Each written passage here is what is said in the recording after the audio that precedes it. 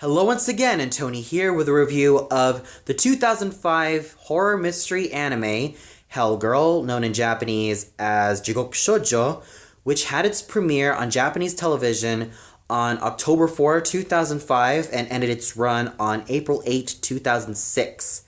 This was also released by Funimation back in 2007, and this was directed by Takahiro Omori and was written by Hiroshi Watanabe, and the studio responsible for this anime was Studio Dean. Now, I first watched Hell Girl ever since I was 14 years old, and this was airing on Animax. I was rather intrigued by the premise, and I was rather intrigued by the revenge stories that a lot of the episodes seem to tell really well. And I was pretty much hooked by this series, even to this very day. This was a series that I really enjoy. Even though I would usually enjoy this in Halloween, I would probably watch it if ever I feel like it, because it's just so intriguing in its stories of revenge and its stories of how dark and cruel human society can be. And it just leaves you with a lot of questions, and it makes you wonder just how low can humankind be in these trying days? And I still consider myself a fan of this anime to this very day. And the basic premise of this anime goes like this.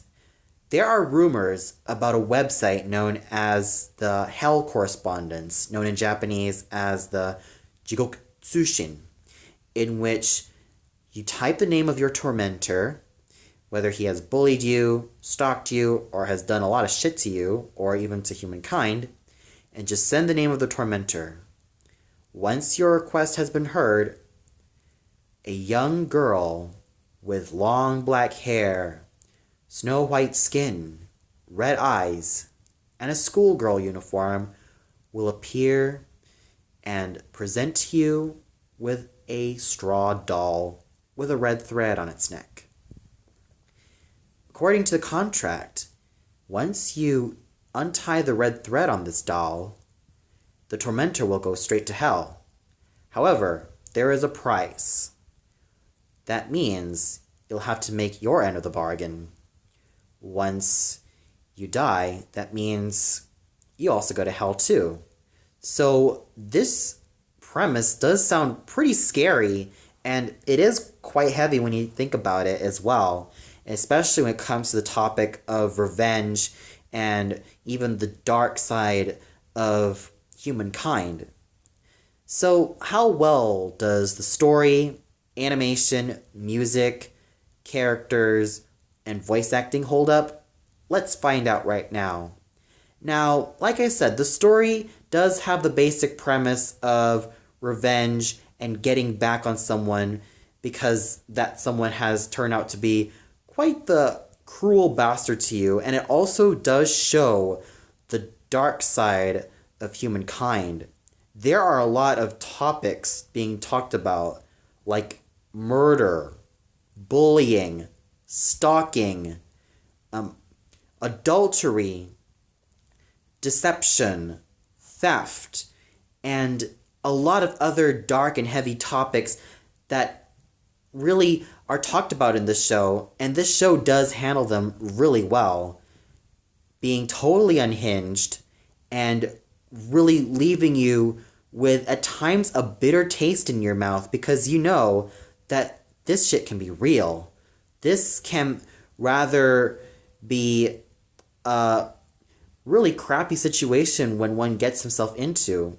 Usually the first 6 episodes do consist of your typical, victimizer and victim of the day, and then a torment scene comes, and once the victim can't take it anymore, unties the thread, victimizer gets tortured and eventually gets sent straight to hell. That's pretty much the formula of the first 6 episodes, but episode 7, known as Cracked Mask, does have a twist to it. I won't really spoil the twist, but it's safe to say that Cracked Mask tells the episode of a young aspiring actress by the name of Ayaka Kurenai. She is constantly being belittled by her stepmother, Midori Kurenai, who she herself is a great actress and even a veteran actress. Like I said, I will not spoil the ending for you, but let's just say that it's a really well done twist. It managed to really break the mold and really break the formulaic nature of the show and really show that it can make a twist on its own. And it's a really well done episode. It's definitely one of the major highlights of Hellgirl. And what I also noticed about one of the other episodes, I think it was episode 18. Yeah, episode 18.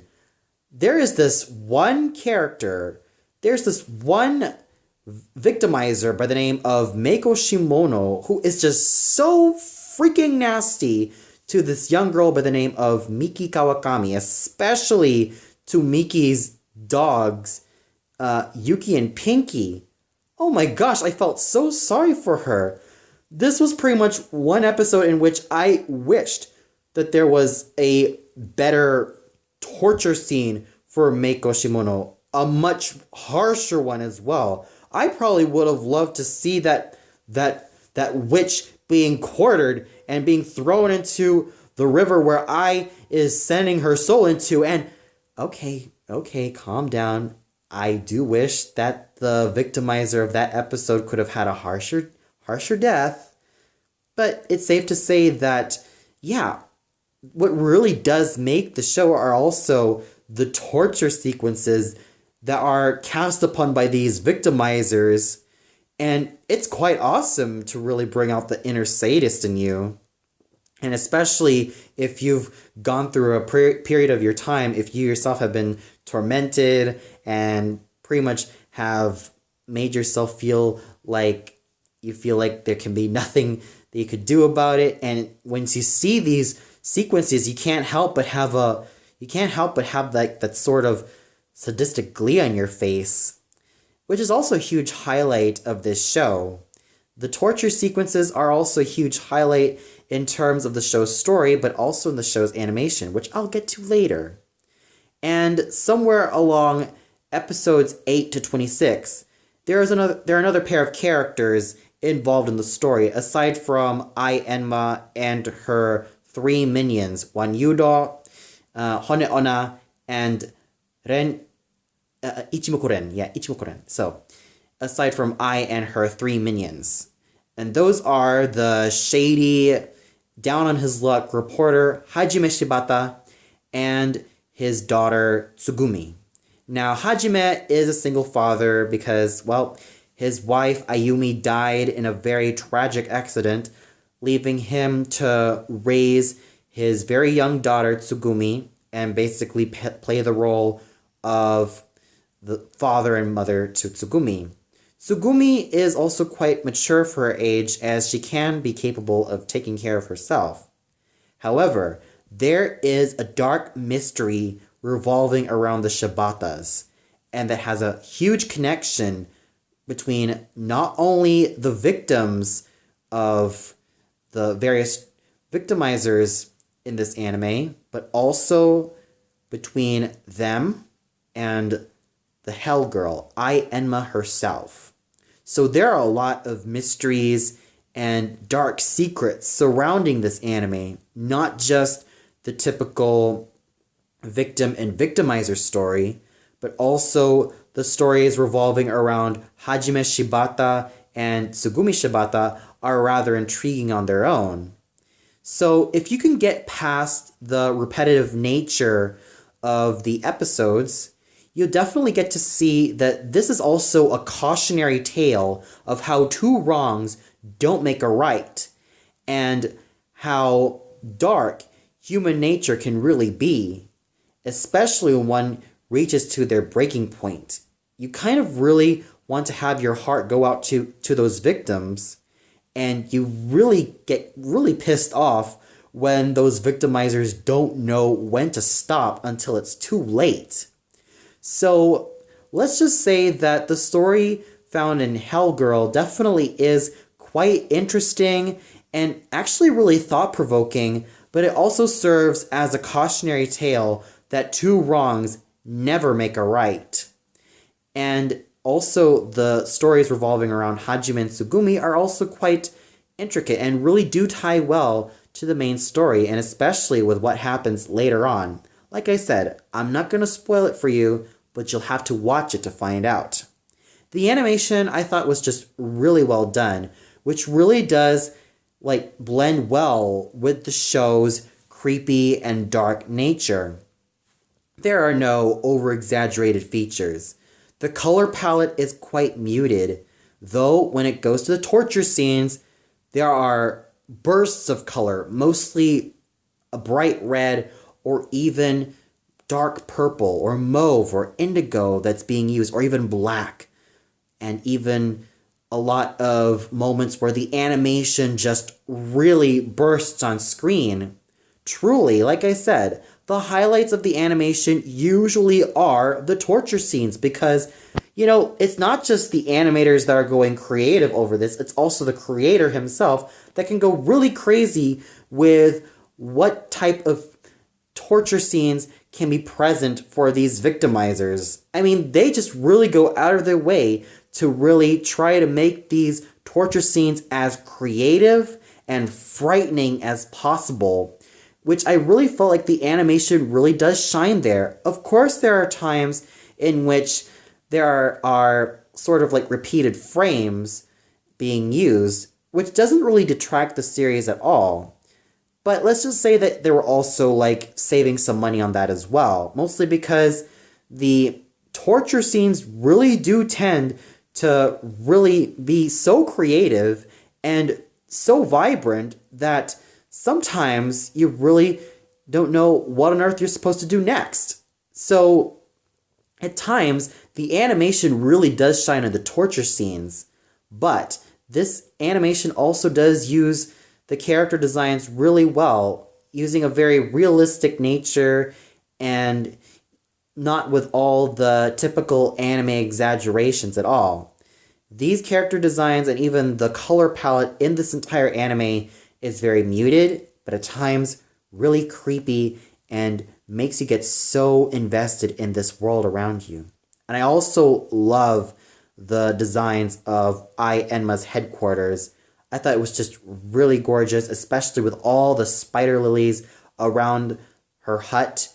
I thought it was just really, really gorgeous. And the music, I thought it was just really well done all throughout. I'm not really a huge fan of Sakasama no Cho sung by Snow, but it's a really good song, and it's quite catchy, but it doesn't really get the whole tone of the show. Of course, there are some hints in the lyrics, but it's quite upbeat and quite interesting to listen to as well. And like I said, it's a very decent song, but I do love the ending song, which is called Karimiue, or Indigo Basting.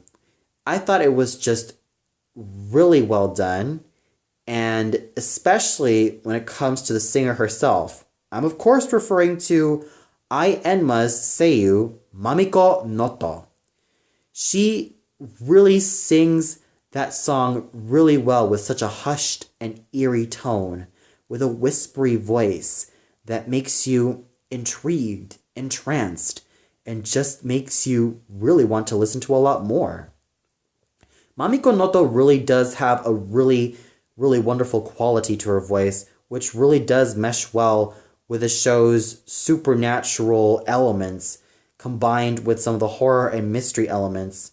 This song really, really did keep me hooked, and it's all thanks to Mamiko Noto's really soothing yet very eerie singing voice. It's almost as though that Enma herself is singing this song, and I felt like Noto-tan really did a really great job. The music overall, what more can I say about it? It's really well done, especially the music used in the torture scenes. I thought those were very, very well done, using the chorus and even a lot of rock beats. I thought it was just so awesome, yet so frightening that it just gets my blood pumping, my heart racing, and I just totally feel like I'm in a demonic roller coaster ride. And especially when it comes to the eerie and quiet moments, you have these moments in which you have like these scratching noises. I thought it was just very well done.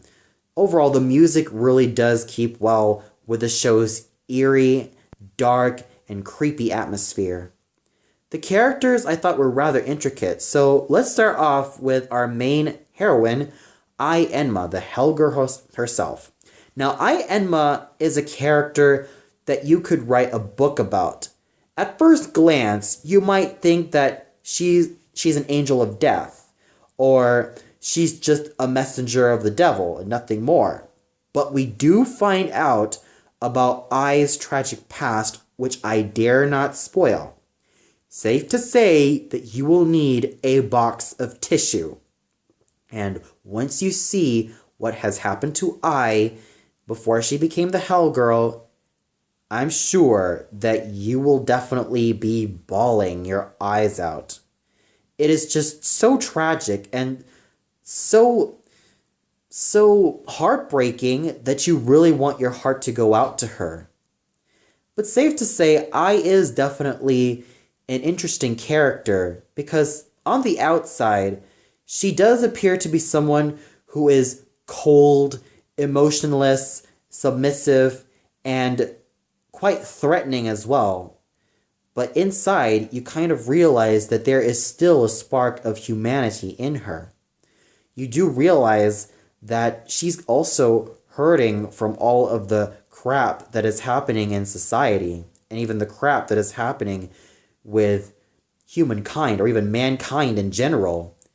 She knows for a fact that mankind has pretty much given itself to a lot of crappy things like corruption, greed, hate, and revenge, which does leave her with a huge mark in her soul, or what's left of it. Her three minions are Wanyudo, Honeona, and Ichimokuren.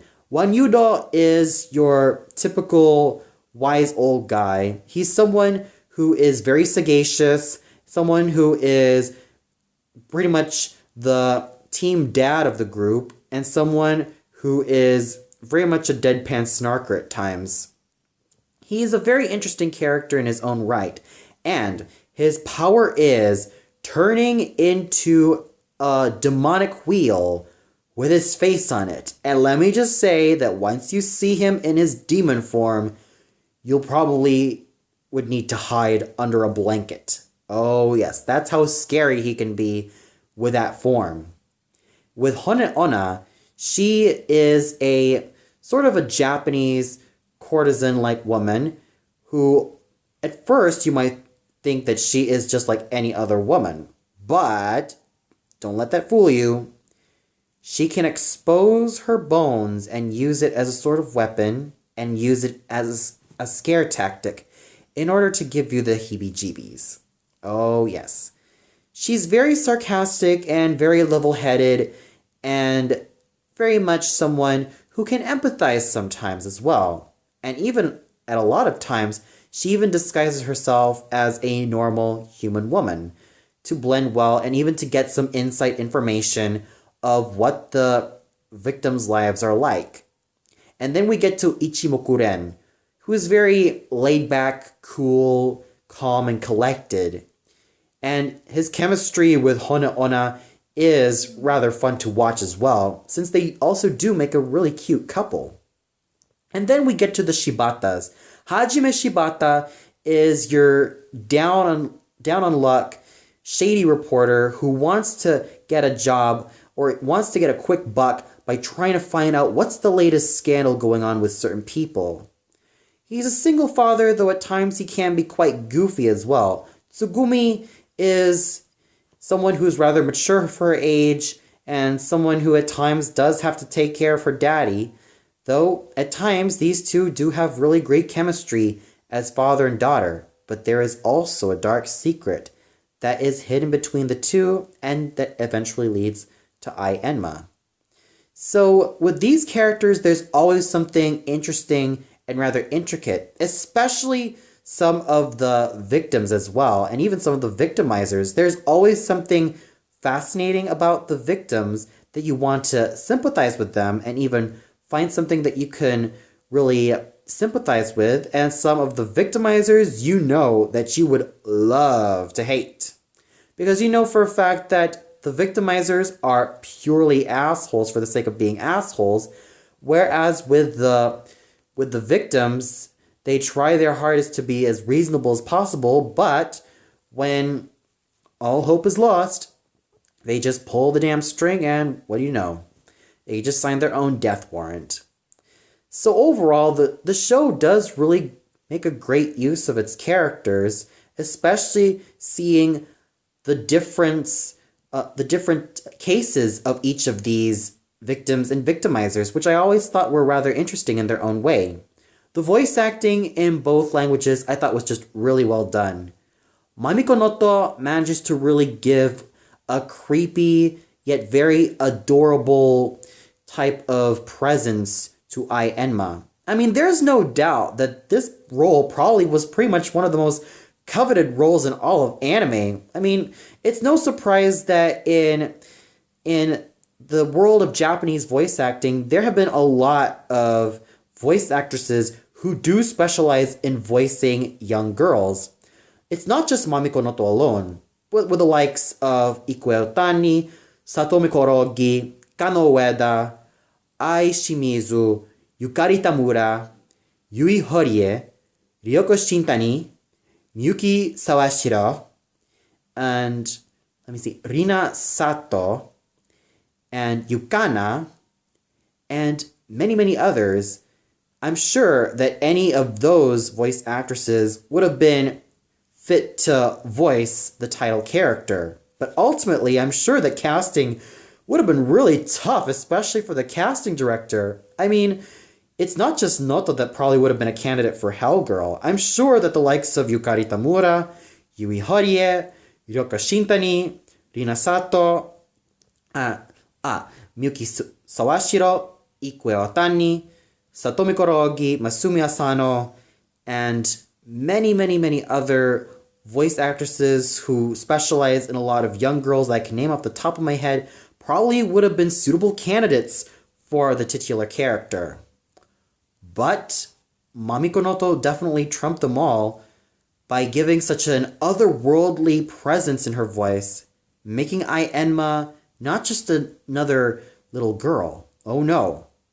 She makes her rather eerie and mysterious and just leaves you wondering, who on earth is she?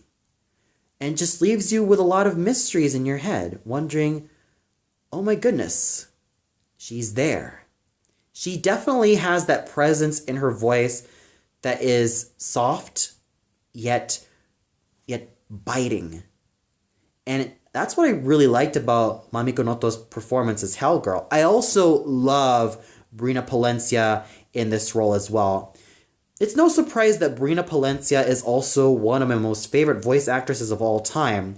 So to really hear her do the role of Enma was just really well done. I thought she was totally on par with Mamiko Noto, which is no surprise because both Noto-san and Brina Palencia were both very well known in voicing a lot of different characters, whether they be young women, young boys, or young girls. So the fact that these two voice actresses are very versatile in their roles, I thought was just really well done. It's a true testament of just how versatile they can be. Voicing Wan Yudo on the Japanese side is Takayuki Sugo, and on the English side is R. Bruce Elliott. I thought that both of them really did a really great job managing to really give a lot of life to Wan Yudo and a lot of snark as well. Voicing Honeona on the Japanese side is Takako Honda, and on the English side is Jennifer Seaman. Takako Honda does really give a sultry and rather sarcastic and biting feel to Honeona. Jennifer Seaman's delivery does have that bite as well, but it's more sensual, mysterious, and eerie. Voicing Ichimoku Ren on the Japanese side is Masaya Matsukaze, and on the English side is Todd Haberkorn. Both of them really do a really great job voicing this mysterious young man. Masaya Matsukaze is a lot more expressive in his role, and he does seem to be a lot more out there with his role as well. But with Todd Haberkorn, he does really give a very subtle feel to this role. And yeah, both of them really do a really great job voicing Ichimoku-ren, and I really do applaud them for that. And then we have John Bergmeyer and Yuji Ueda, who were the voices of Hajime Shibata. Both John Bergmeyer and Yuji Ueda really do a fabulous job at voicing Hajime Shibata, giving out all of his snarky attitude and his pains as well. Voicing Tsugumi on the English side was Lucy Christian, and on the Japanese side was Nana Mizuki. Lucy Christian and Nana Mizuki are both veteran voice actresses, and they both really do a really great job in voicing this mysterious young girl who seems to know that there is a connection between Enma and the Shibatas. Both of them really do a very fabulous job at making Tsugumi a very multidimensional character. And there are a lot of other voice actors and voice actresses, especially on the Japanese side. You have the likes of Tomoko Kawakami, Kana Ueda, Noriaki Sugiyama, Wataru Hatano, Wataru Takagi, Emi Shinohara, Michiko Neya, Ayako Kawasumi, Hidekatsu Shibata, who voiced the Master of Hell, and Satsuki Yukino, Kumiko Takizawa, and Marina Inoue, Noriko Shitaya, Kujira, and Akiko Yajima, and Asuka Tani. On the English side, you also have the likes of Caitlin Glass, Vic Mignogna, Justin Cook, also Lucy Christian, Laura Bailey, Monica Rial, Dee Dee Duran, Lydia McKay, and Sheridan Wright, Wendy Powell, Robert McCullum, Chuck Huber, and Justin Cook. So both the Japanese and the English tracks are both worth a listen to as well, especially if you want to get great acting from both sides of the spectrum.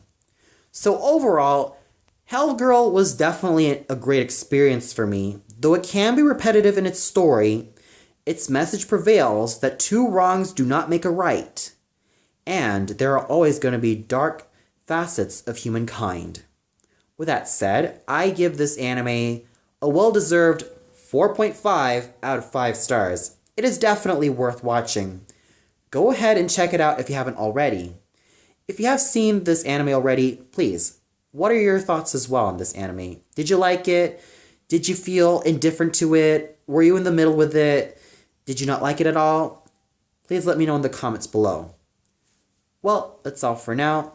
Be sure to tune in later as I review the sequel to Hell Girl, Hell Girl 2 Mirrors, known in Japanese as Jigoku Shoujo Futakomori. So until then, see you later, everybody.